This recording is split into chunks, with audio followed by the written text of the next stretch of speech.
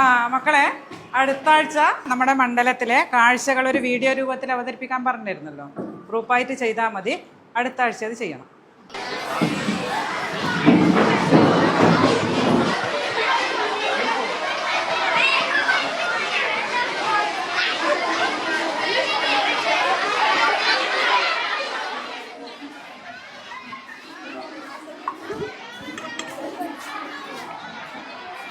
Teacher പറഞ്ഞ video നമുക്ക് രണ്ടാക്കും കൂടി ചെയ്യാം.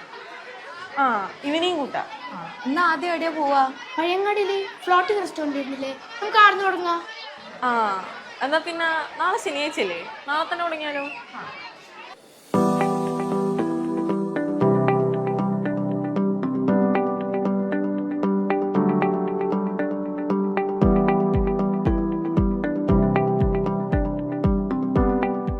ഇത് നമ്മുടെ കല്യാശ്ശേരിയുടെ ടൂറിസം മേഖലയ്ക്ക് ഒരു മുതൽക്കൂട്ടാകും. വേഗം വാ, ഇനി നമുക്ക് പരിയാരം സിന്തറ്റിക് ട്രാക്കിലേക്ക് പോവാം. അപ്പൊ ബാക്കി കാഴ്ച ഇനി എവിടെ? കായിക മേഖലയ്ക്ക് മാറ്റുകൂടുകയാണ് കല്യാശ്ശേരിയിൽ.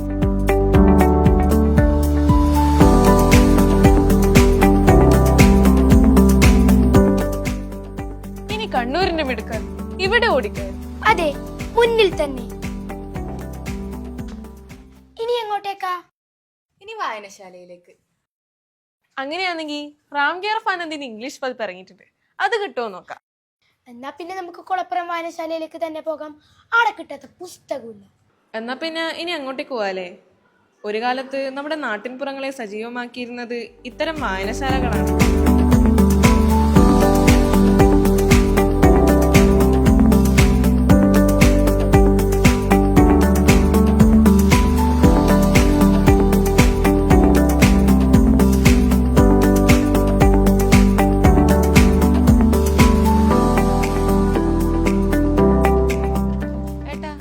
കൃഷിഭവൻ എവിടെയാ?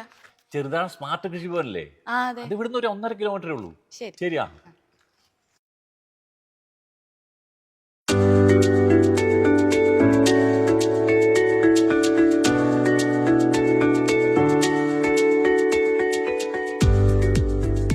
കൃഷിഭവൻ പോലെ തന്നെ നമ്മുടെ കൃഷിയിടങ്ങളും സ്മാർട്ട് ആകുന്നുണ്ട്.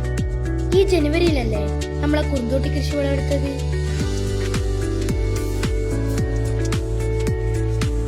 ഇനിയുമുണ്ട് മണ്ഡലത്തിൽ കാഴ്ചകളെ ഏറെ കാണാൻ.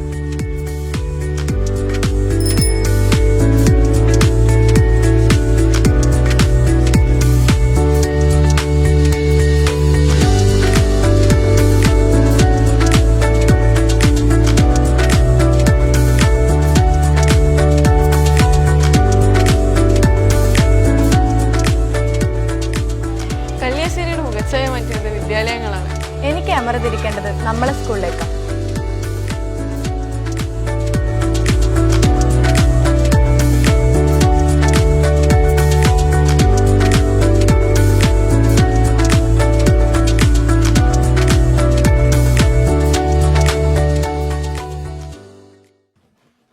എന്ത് രസാണ് ഈ റോഡ്. ഈ റോഡ് നമ്മളെ കല്യാശ്ശേരി മണ്ഡലത്തിൽ പൊടിഞ്ഞല്ലേ? പിന്നല്ലാണ്ട്. എന്നാ നമുക്ക് ഇതുവഴി അമ്പലം വരെ നടന്നാലോ? എന്നാ ബാ പോവാ. നമ്മുടെ PHS ഒക്കെ ഒരുപാട് മാറിപ്പോയല്ലോ. സാധാരണക്കാരന്റെ ചികിത്സ ഇപ്പോ സർക്കാരിന്റെ കയ്യിൽ ഭദ്ര.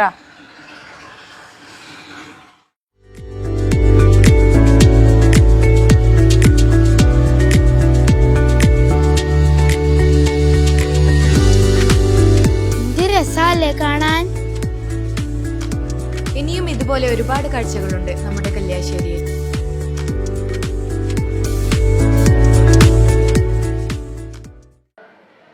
നന്നായിട്ടുണ്ട് ലാമ്യ.